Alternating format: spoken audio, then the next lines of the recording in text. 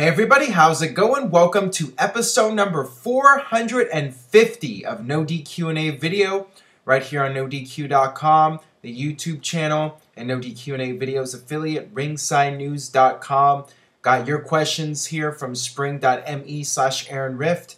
And since this is episode number 450, as I do every 25 videos, this will be an extended edition, and there's certainly no shortage of things to talk about with WrestleMania this Sunday.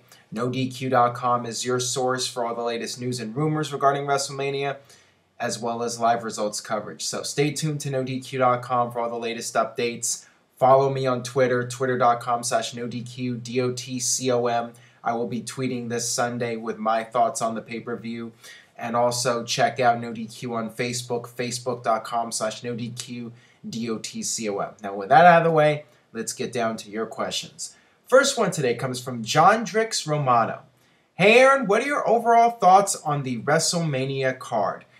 Overall, I think that it's a decent card. I do not think it's one of the best WrestleMania cards, nor do I think it's one of the worst WrestleMania cards. I think that the build-up for this could have been a bit better. I think that Triple H and Daniel Bryan has had excellent build-up, and I think that that's a strong match for WrestleMania. I think that the concept of the winner of that match being in the main event for the WWE World title, I think that that is a strong concept, and I think that that is big for WrestleMania. That is WrestleMania caliber. I think that Brock Lesnar and Undertaker is a WrestleMania caliber match, but I think that the build-up has been somewhat disappointing. I think that Paul Heyman has done a tremendous job with the promos, but I don't think WWE has done a good enough job building up Brock Lesnar as a serious threat to the Undertaker's streak.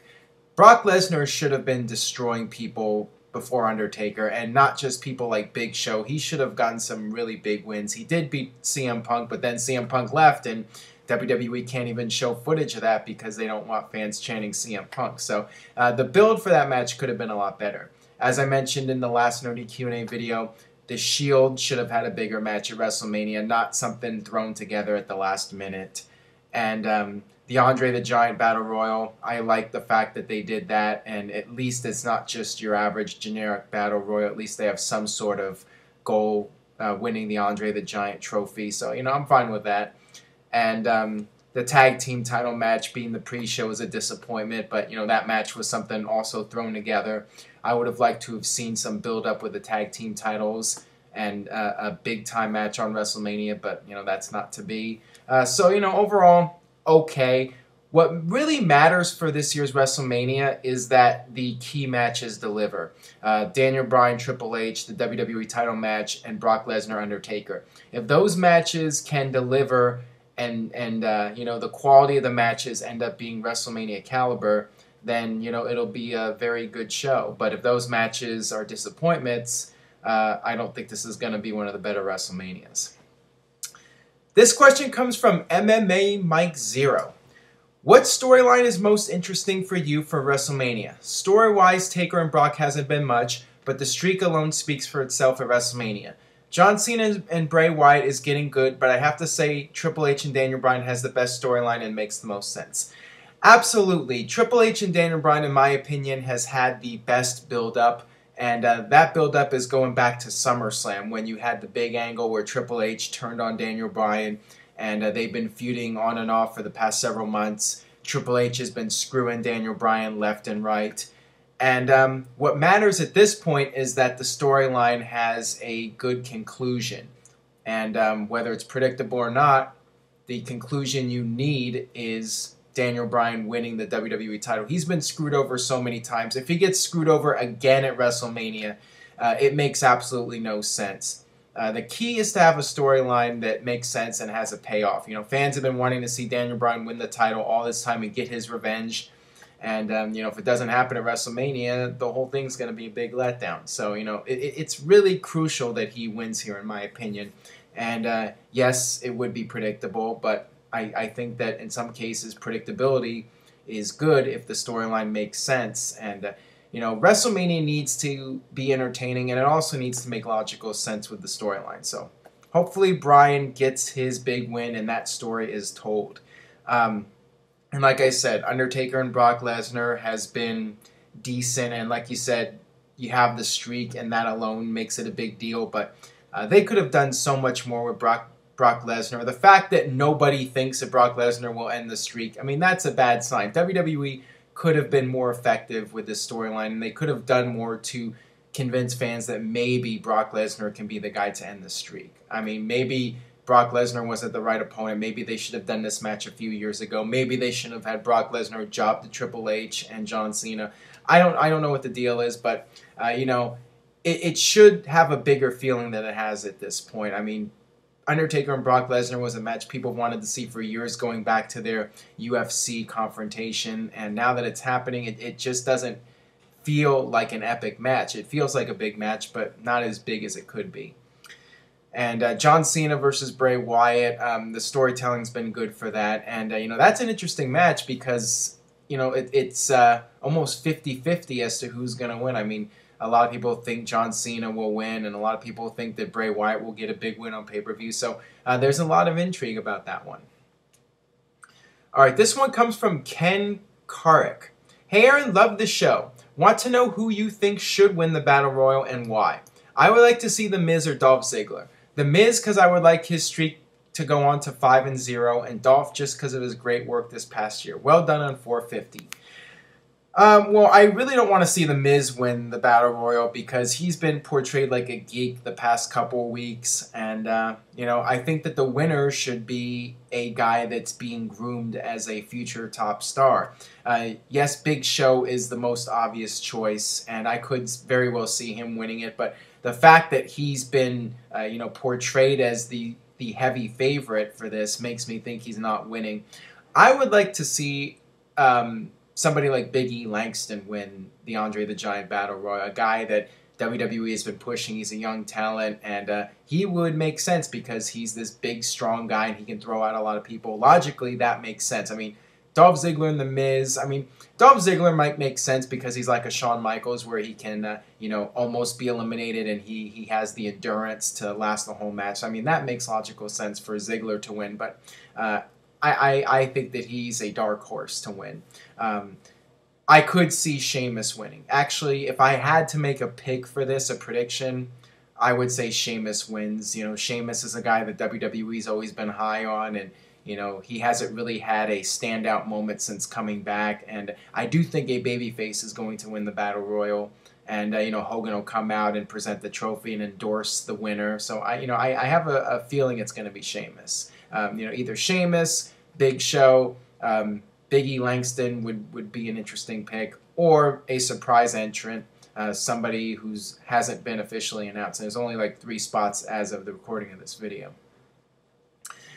All right, next up is WWE fan Dark Arrow. Hey Aaron, with rumors that RVD will be in the Andre Battle Royal, can you see him winning it? Well, that is certainly interesting. In my opinion, I don't think that RVD should return in the Andre the Giant Battle Royal. I just think that, he should be making a bigger impact. He shouldn't be coming in as just a random guy in a Battle Royal. Now, if he does make an appearance, then I think he should win it. I don't think he should be a surprise entrant and then not win the whole thing. So, I mean, if he is going to come back for the Battle Royal, he should be the one to win it. But, if it was me, I would just have him return the night after WrestleMania, and you could put him into a new storyline, and you have something fresh coming off of WrestleMania. So, I think he should be coming back after WrestleMania, but anything can happen, and he would be a cool surprise to see at WrestleMania. All right, this next one comes from Dave451985. Do you think Undertaker and Lesnar can have a match the quality of CM Punk or Shawn Michaels? Congrats to 450 videos. Well, that's certainly an interesting question. Can they have a match that lives up to past matches? They have some big shoes to fill, and a lot of fans are doubting that the two of them can have a really good match at WrestleMania. I think they will surprise people. I think that this will be a very good match. Obviously Undertaker has his limitations, but fans are going to expect something very physical, and I think Undertaker will give it his all. And Undertaker and Brock Lesnar have had some really strong matches in the past. Now, that was 10 years ago, but The two of them work well together, and I think that this match will be well planned out. And Undertaker's had plenty of time to rest up. So was Brock Lesnar, and I think that they will surprise people. I don't think it's going to be as good as a match with Shawn Michaels, but I still think that there's a decent chance this will be the best match of the night, and it will be very memorable. So I think that they will deliver in the end, and hopefully they do, because, I mean, this match and Daniel Bryan's matches are really going to be carrying the entire pay-per-view. All right, this one comes from C. Mill Iron 2. Hey Aaron, love the show. I have 2 questions about last night's Raw. With Daniel Bryan getting the best of Triple H last night, would you say Triple H will end up winning the night as WWE World Champion? Will anything save the Divas match? Regarding the Divas match, no, nothing's going to save it. That match is destined to be the bathroom break match, and it's going to be a clusterfuck. I mean, no doubt about it. And hopefully it's kept short, because the longer it goes, the more everybody's going to be disgusted and possibly falling asleep, and just let it be quick and just put us out of our misery as soon as possible. Regarding Triple H and what the hell. See, the cat, I talk about the Divas match and she throws up on camera. That's all you need to know about the Divas match. I mention it, the cat throws up. Couldn't have scripted that any better. Anyways, moving on here. Got to finish this video before I clean up here. Regarding Triple H winning the WWE World title, I don't see that happening. I would think it would be hilarious if that happened, if Triple H won the title just to piss off the internet fans. That would be epic. I mean, if Triple H won, you could see people just going crazy, ranting on the internet, making videos, saying they're never going to watch WWE again. I don't think it's a good move. I don't think it'll happen, but it would be funny. I think in all likelihood we will get the Daniel Bryan winning moment. As I mentioned earlier, that's what makes sense. And the cat's throwing up again, thinking about Triple H winning the title. Next question here from EDM7324. Hi Aaron, considering the deck is stacked against AJ Lee, is there a good chance of her retaining her title at WrestleMania 30? Plus, why are the booking team making Vicky a face when she is clearly a heel?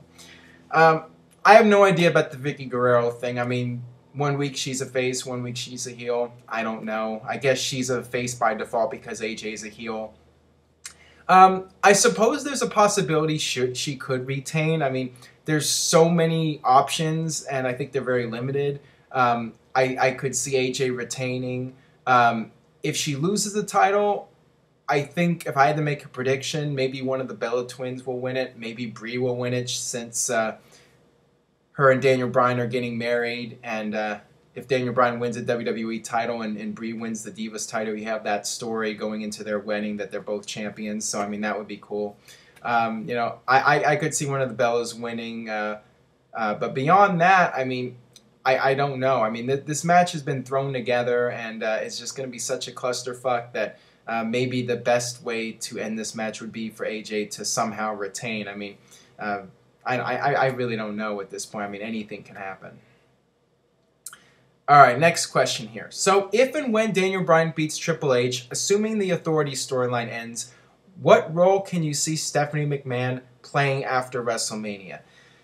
Well, I think it depends on what WWE is going to be doing with Triple H. I think that Triple H will continue feuding with Daniel Bryan after WrestleMania. I fully expect that. And I mentioned this in a previous video, an idea that I had. It's just speculation on my part, but I mean, a lot of people are also bringing up this idea that Evolution reforms the night after Raw. Triple H unable to stop Daniel Bryan at WrestleMania. He gets together with Randy Orton and Batista. The three of them form a unit to try and finish off Daniel Bryan once and for all.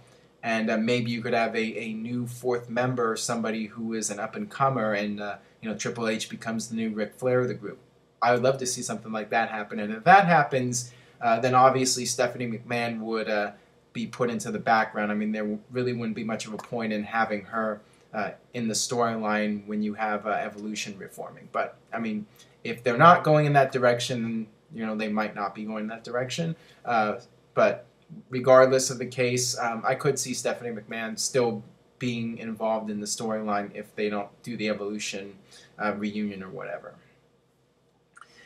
All right, this one comes from Zach QPR 1990. Hey Aaron, longtime viewer and first time asking a question.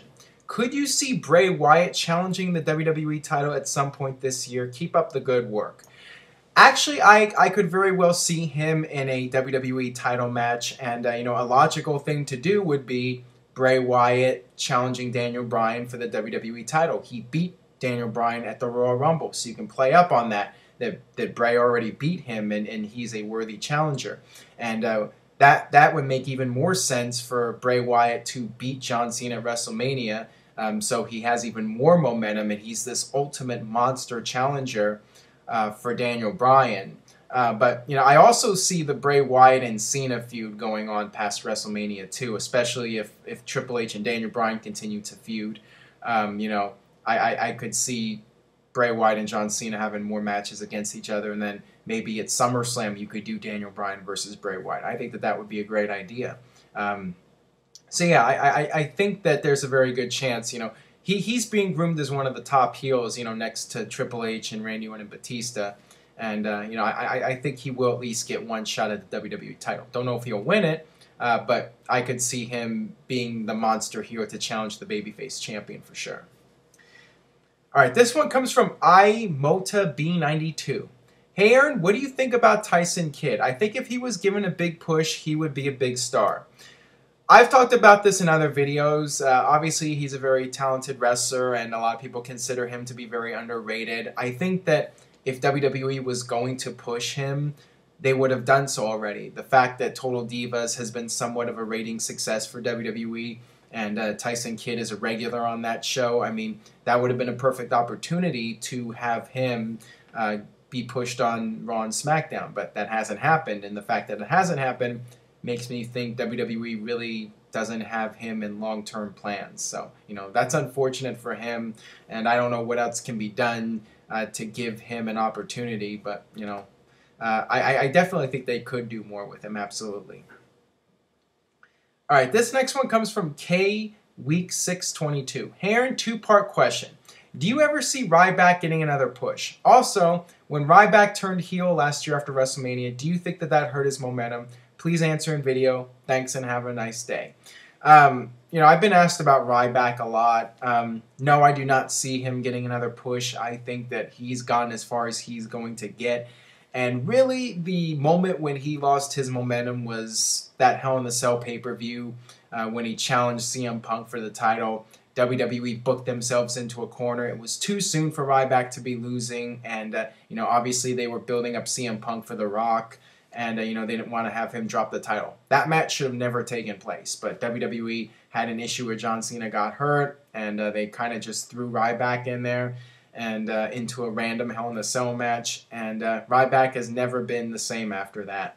And they turned him heel, and he had a run with John Cena. But, he's kind of just drifted away into a sea of mediocrity. I mean, that's the way it's been with him. And I don't think that WWE is going to give him another push. I don't know if people will ever be able to take him seriously at the level he was once at. I mean, he's basically just been a random guy at this point. So, I mean, I don't think it's going to happen.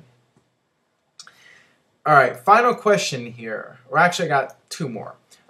First one here from York Master. Hey Aaron, do you see NXT becoming a bigger promotion and thus turning it into a brand extension? I just don't see WWE booking NXT's main talent in the main card of WWE, nor do I see them making the WWE's Divas division credible again. I don't think so. NXT serves a purpose. It is WWE's developmental territory, and, it's going to remain that way. There's no need to make it a major brand on the same level as Raw or SmackDown, and, WWE's not doing the brand extension anymore. I suppose if they still had Raw and SmackDown as separate brands, you could have NXT as the third brand, but, they're not really doing that anymore. And, they're definitely going to be slowing down with calling up people to the main roster. The NXT guys do have that exposure on the WWE Network now that they didn't have before. So, I mean, they still have an opportunity to be seen by a lot of people and gain some momentum.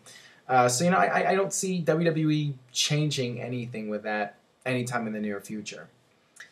All right, final question here from CPW1978. Cheers, no DQ. With rumors of Sting and DDP for next year's Hall of Fame, do you see a WCW theme inducting others like Bischoff, NWO, maybe legends like Kevin Sullivan? I don't see WWE doing a WCW-themed Hall of Fame ceremony. I think that, you know, WWE likes to take credit for a lot of the success in the overall wrestling industry whenever possible. And I do think they will give credit sometimes to people that accomplish things outside of WWE, but they don't do it all that often. You know, I definitely see NWO going in as a group, and you know, maybe Eric Bischoff at some point. I mean, he was a major player in WCW and WWE's main competitor and all that. So, you know, I could see him going in.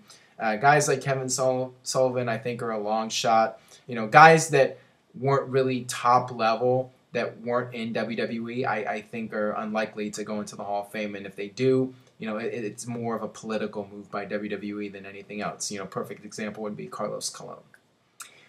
All right, that'll do it for this edition of NoDQ&A Video, episode number 450. If you enjoyed today's video, please share it on Facebook and Twitter. As I mentioned at the start, stay tuned to NoDQ.com for the very latest regarding WrestleMania. And I will see you guys next week after WrestleMania with my thoughts on the pay-per-view and other topics. Submit questions for future videos, spring.me/AaronRift. Thanks for watching.